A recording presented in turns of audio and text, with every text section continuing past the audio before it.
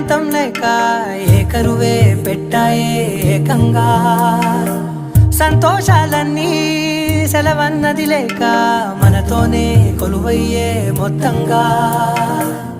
స్వాగతాలు లేని ఒంట్లో ఉండలేక విరహం కనుమరుగై